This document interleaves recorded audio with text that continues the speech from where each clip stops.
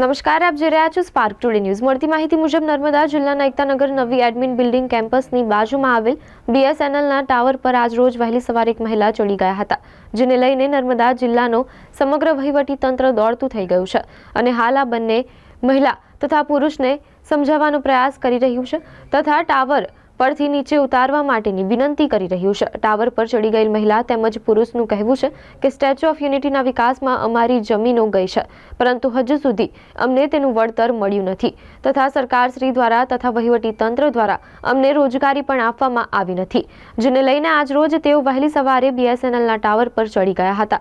હાલ વહીવટી તંત્ર તેઓને સમજાવવામાં લાગ્યું છે, ત્યારે જોવું રહ્યું કે આ બંને યુવાન અને યુવતીને સમજાવવા માટે વહીવટી તંત્ર કેટલું સફળ બને છે। नमस्कार, स्पार्क टुडे न्यूज़ में आपको स्वागत है। तो एकता नगर केवड़िया कॉलोनी की अनुष्का बनी थी। हाल हमारी बचारी विजय के केवड़िया कॉलोनी एडमिन बिल्डिंग की बाजू में टावर फरी एक वक्त सोशल मीडिया में वीडियो वायरल થયા છે કે જે વ્યક્તિ એક જેન્ટ્સ છે ને એક લેડીઝ છે પોતાની માંગને લઈને ટાવર પર ચડી ચૂક્યા છે।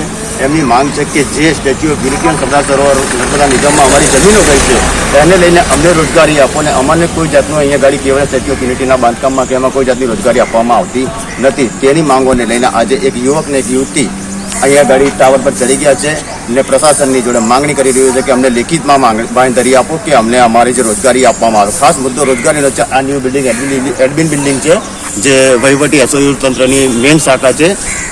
હવે જોવું રહ્યું કે વહીવટી પ્રશાસન આ બે યુવકોને સમજાવવામાં કેટલી સફળતા મળે છે એમને। મેં અનિશ કાન બરજી, Spark Today News, Kevadia colony.